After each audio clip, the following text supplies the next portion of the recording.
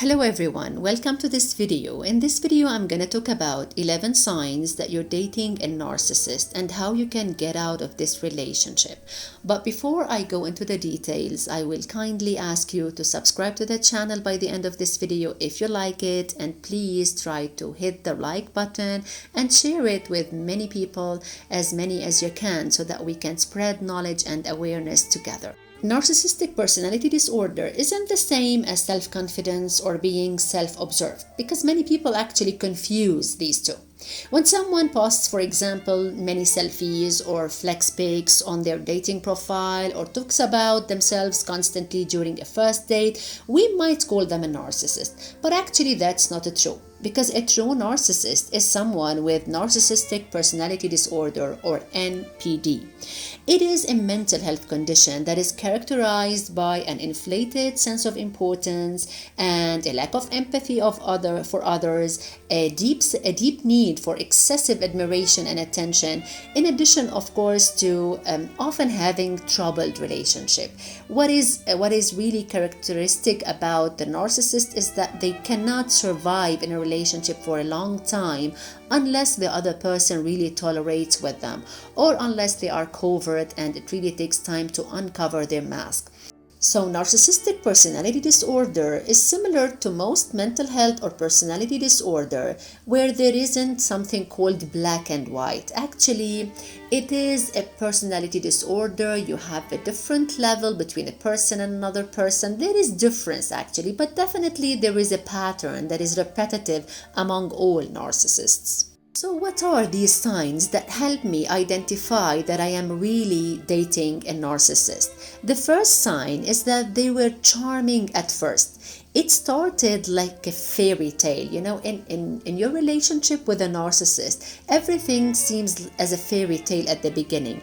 Maybe they texted you constantly, or they told you they loved you, probably with the first month of the relationship. This is called love bombing. Maybe they tell you how smart you are, they empathize with you, they tell you that you're really compatible, you are amazing, they tell you to spend more time with them, they will never ever disappoint you.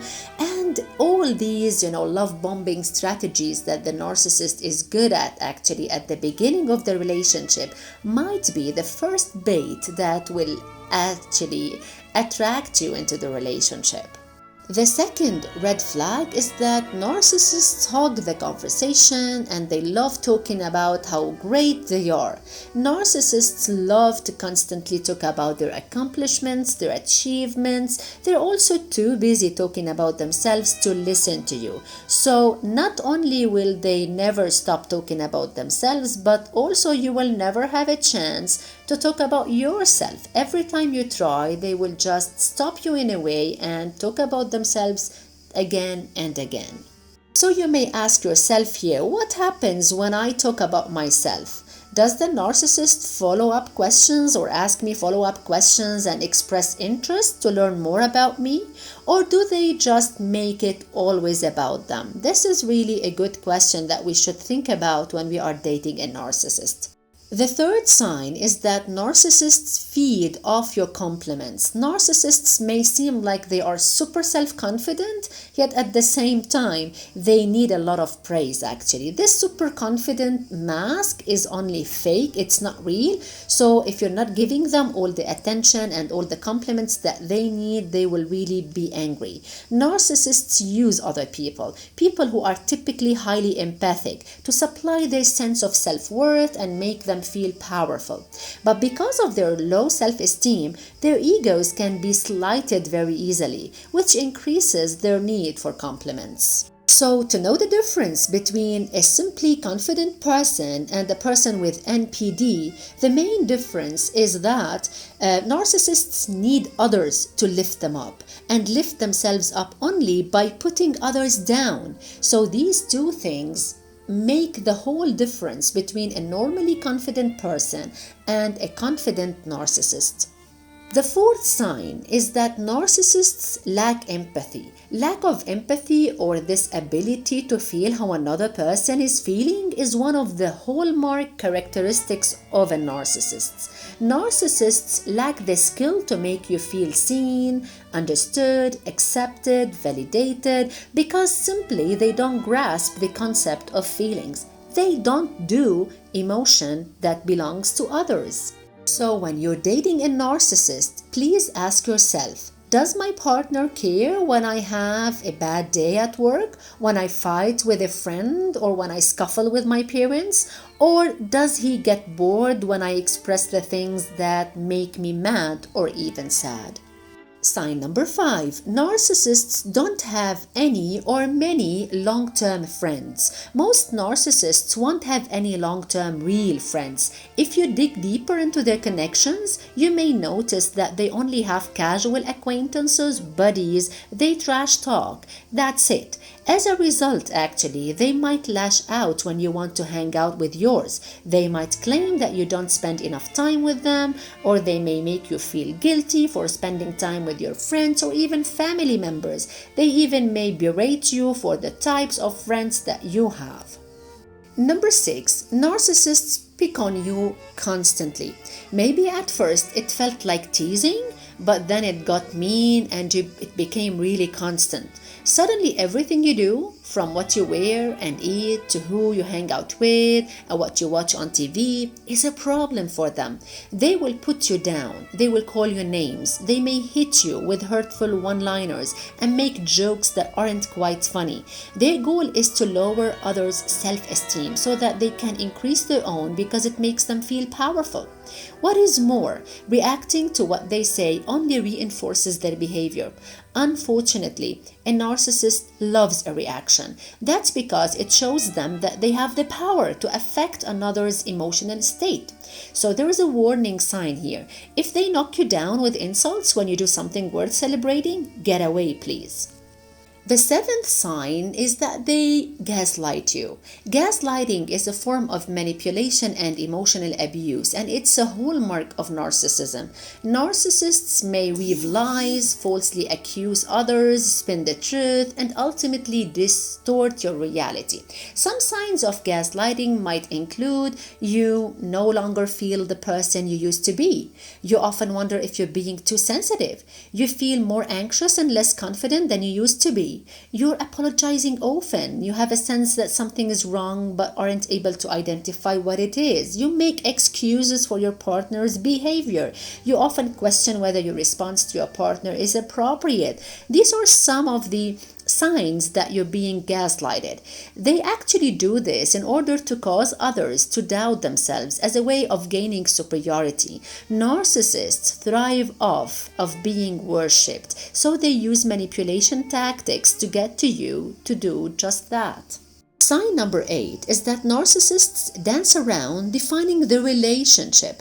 There are thousands of reasons someone might not want to label the relationship, but narcissists will expect you to treat them as partners the very moment they are in your life. But at the same time, you may notice that your partner is really flirting with another person or is looking at others in front of you.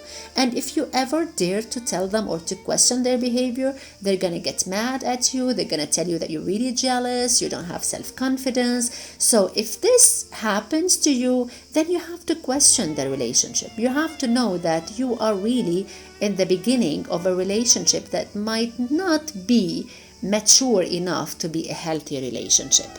The 9th sign is that even when you are only in the beginning of the relationship, you will notice that narcissists tend to prove that they are always right about everything and that they never apologize.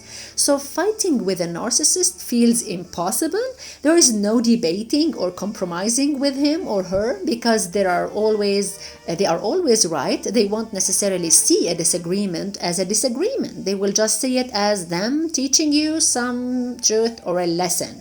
So according to studies, narcissists usually don't hear you, they won't understand you, they don't take responsibility for their part in the issue, and they will never ever try to compromise. So while ending the relationship is the best game plan with a narcissist, many people, they say, because This actually is important because it will make you feel crazy by the end of the relationship. And because they never think they are wrong, so they will never apologize about anything. This inability to apologize could reveal itself in situations where your partner is obviously at fault. Like, for example, if they ever show up late for dinner, or if they don't call you when they said they would, if they cancel important plans last minute, like meeting your parents or friends. Good partners are able to recognize when they've done something wrong, and they will apologize for it. However, the narcissist never does. The 10th sign is that narcs panic when you try to break up with them. As soon as you start backing away, a narc will try that much harder to keep you in their lives and to keep you in their game, to keep you in their circle. At first, they may love bomb you. They will say all the right things to make you think they have changed. But soon enough, they will show you that they never actually changed. And because of this, many narcissists find themselves in on-again, off-again romantic relationships until they find someone else to date. The last sign is that when you show them you're really done with the relationship, they lash out. If you insist that you're done, you don't want to continue the relationship, they will make it their goal to harm you for abandoning them. Their ego is so severely bruised that it causes them to feel rage and hatred for anyone who wronged them. That's because everything is everyone else's fault, including the breakup. So what is the result? Actually, they might badmouth you to save face, or they might start immediately dating someone else to make you feel jealous and help heal their ego. Or they will try to steal your friends and use them as their flying monkeys. The reason here is that because, unfortunately, narcissists' good reputation means everything to them, and they won't let anyone, I mean anyone or anything, interfere with it. Okay, so now you know that you're dating a real narcissist. You tell me now what? What shall I do? How can I prepare for a breakup with a narcissist? I'm gonna give very few and quick tips. First of all, you should always and constantly remind yourself that you deserve better. Strengthen your relationships with your empathetic friends. Build a support network with friends and family who can help remind you all the time of your reality. Urge your partner to go to therapy, if ever they accept that. And in case the damage was huge on you, get a therapist yourself. At the end, thank you for listening to me, and I hope you enjoyed this video. If you have any questions related to this topic, feel free to drop it in the comment box or send me an email about it. See you soon in the next video. Goodbye.